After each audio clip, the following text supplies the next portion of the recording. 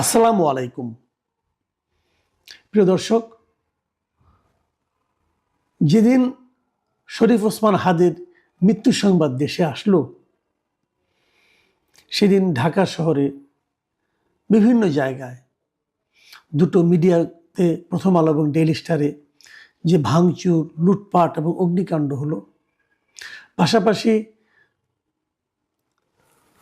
যে সাংস্কৃতিক প্রতিষ্ঠান যে ছায়ানটে যে ভাঙচুর হলো, তারপর দিন উদীচিতে হামলা হলো, এই যে ঘটনাগুলি ঘটলো, আমি বারবার বলেছি যে এগুলো বিচ্ছিন্ন কোনো ঘটনা নয়, এগুলো খুবই পরিকল্পিত ঘটনার অংশ। কার পরিকল্পনা সেটা নিয়ে আলোচনা কিন্তু গত কয়েকদিন ধরে চলেছে। আজকে আমরা দেখলাম যে সংবাদপত্র মালিকদের সংগঠন, সম্পাদকদের সংগঠন, এরা একটা প্রতিবাদের মতো আলোচনা করেছিল।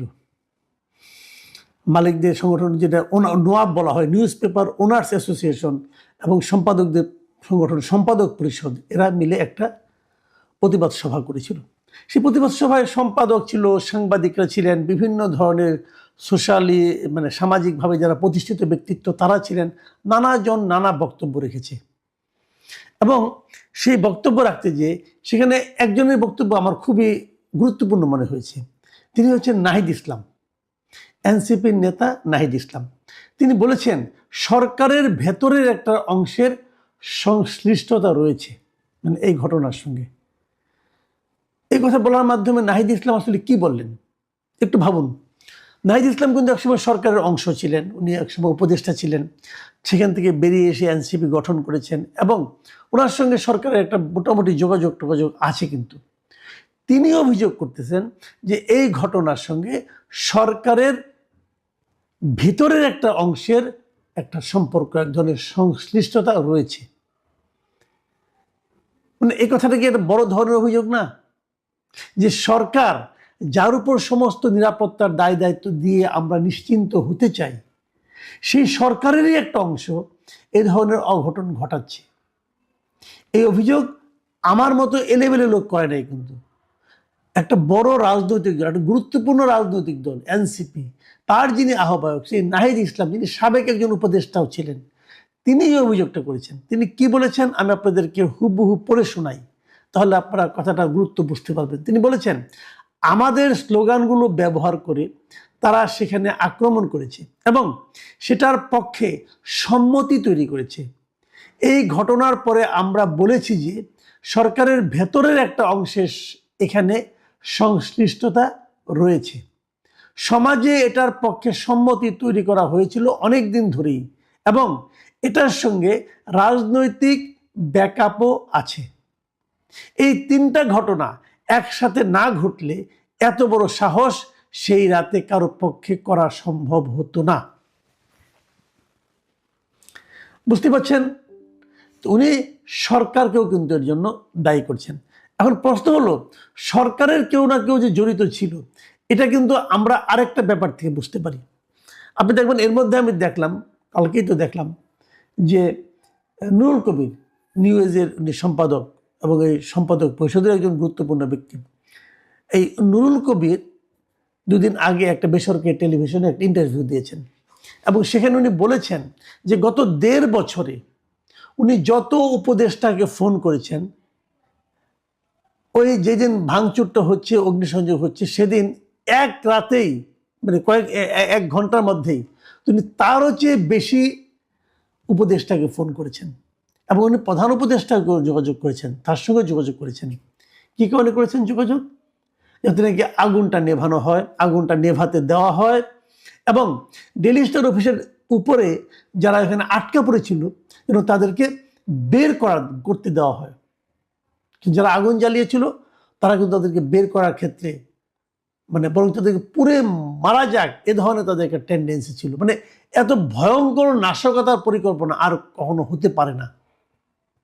নুরুল কবিরের কথায় যেটা বোঝা যায় যে এত উপদেষ্টাকে ফোন করা সত্ত্বেও কোনো সাহায্য কিন্তু আসেনি। কেন আসেনি? কেউ কি আসতে বাধা দিয়েছিল? কেউ কে আসতে না করেছিল? তাহলে এটা ঘটলো কিভাবে? কারা তারা? তাদেরকে চিহ্নিত করার কোনো প্রক্রিয়া কি শুরু হয়েছে? আমরা দেখেছি এর মধ্যে প্রথম আলোর পক্ষ থেকে একটা মামলা করা হয়েছে, প্রায় 400-500 জনকে আসামি করে তারা মামলা করেছে। বেশ কয়েকজনকে ধরাও হয়েছে। একজনকে দেখলাম যে তার কাছ থেকে কিন্তু লুট করা প্রায় 50 কোটি টাকা 50,000 টাকা উদ্ধার করা হয়েছে, এবং সে কিছু টাকা দিয়ে টিভি কিনেছিল, ফ্রিজ কিনেছিল, সেগুলো উদ্ধার করা হয়েছে। এগুলো ভালো, আমি এগুলিকে খারাপ বলছি না। লোকগুলিকে ধরা হচ্ছে, ভিডিও ফুটেজ দেখে ধরা হচ্ছে, এগুলি ভালো, কোনো সমস্যা নাই। কিন্তু এদেরকে ধরে আপনি কি করবেন? এদেরকে ধরার একটা সুবিধা হলো ফার্দার এরা এখানে আসবে না।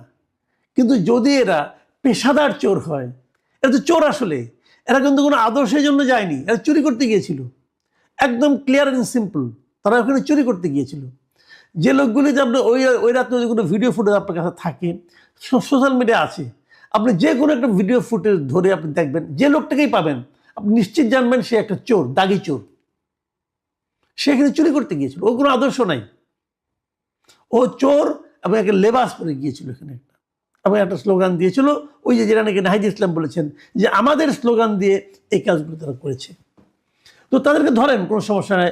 এই চোরগুলো এরপরে এই ধরনের চুরি করতে যাতে একটু চিন্তা করবে সেকেন্ড টাইম, যে আমাদের যে গেলে তো আমাদের ধরে নেবে এবং বিচার হবে। কিন্তু আমার প্রশ্ন হলো, এই চোরগুলোকে উৎসাহটা কে দিয়েছিল? এই চোরগুলোকে কে পাঠিয়েছিল? সেটা কি দেখা দরকার না? যদি সেই লোকটাকে ধরতে না পারেন, যদি সেই লোকগুলিকে আইডেন্টিফাই করতে না পারেন, তো আগামীতে তো আবার একটা অঘটন ঘটবে, আগামী তারা আবার যাবে। সেগুলো কারা হবে? আমরা একটা অদ্ভুত একটা সরকারকে দায়িত্ব দিয়েছি, তারা যে কি করছে, তাদের ব্যাপারে কে কি বলছে, তারা সেটা শুনেও না, বোঝেও না, কিছু মনেও করে না। আরেকটা কথা বলি, যে কথাটা একটু গুরুত্বপূর্ণ। সে কথাটা হলো, আমরা জানতে পেরেছি, শুনেছি আর কি, যতটুকু জেনেছি, যে আজকালকের মধ্যে, মানে কাল পরশুর মধ্যেই সম্ভবত আরেকজন উপদেষ্টা নিয়োগ করা হচ্ছে, এরকম শুনেছি, বাজারে শোনা যাচ্ছে। সেই উপদেষ্টা কি হবেন, তাকে কোন পোর্টফোলিও দেওয়া হবে, এবং এটাও শোনা যাচ্ছে সম্ভবত তাকে স্বরাষ্ট্র মন্ত্রণালয়ের দায়িত্ব দেওয়া হবে। তাহলে কি, হ্যাঁ, আমাদের বর্তমানে স্বরাষ্ট্র মন্ত্রণালয়ে যিনি দায়িত্ব উপদেষ্টা আছেন, লেফটেন্যান্ট জেনারেল জাহাঙ্গীর আলম চৌধুরী, উনি ব্যর্থ, এতে কোনো সন্দেহ নাই, এতে কোনো সন্দেহ নাই, উনি চূড়ান্তভাবে ব্যর্থ হয়েছেন। কিছু বললে পেঁয়াজ আলুর দাম টাম নিয়ে আলোচনা করেন, সন্ত্রাসের কথা জিজ্ঞাসা করলেন, এবং হাস্যকর সমস্ত মন্তব্য উনি করেন, করে মানুষের কাছে হাসির পাত্র ইতিমধ্যে উনি হয়ে গেছেন। কাজে এখানে পরিবর্তন তো অবশ্যই প্রয়োজন ছিল, কিন্তু কাকে আনা হচ্ছে? এখন যদি কেউ বলে যে এই বিশেষ লোকটাকে এই দায়িত্বে আনার জন্যই এত কিছু ঘটানো হলো, এটা মারাত্মক একটা অভিযোগ হবে। কিন্তু এই অভিযোগটা আমি বলতে চাই না, কিন্তু আমি তো কারো কারো কাছ থেকে শুনেছি এই ধরনের। হতে পারে এই কারণেও বলা হতে পারে জাহাঙ্গীর সাহেবকে, ভাই আপনি তাহলে আলু পটলের দাম নিয়ে থাকেন, উনি পারবেন। এখন উনি যে পারবেন সেটা কে বুঝলো? সেটা কি বিদেশ থেকে কেউ বুঝিয়েছে? মূল আশঙ্কার জায়গাটা হলো এখানেই, মূল আশঙ্কার জায়গাটা এখানেই। বিদেশ থেকে কে বোঝালো? বিদেশ থেকে কারা বোঝায়? বিদেশ থেকে কারা দাবি করে এই ঘটনায়, এই পত্রিকা এবং মিডিয়াতে এই যে আক্রমণ, বিদেশ থেকে কাদের বেশি উৎসাহ ছিল?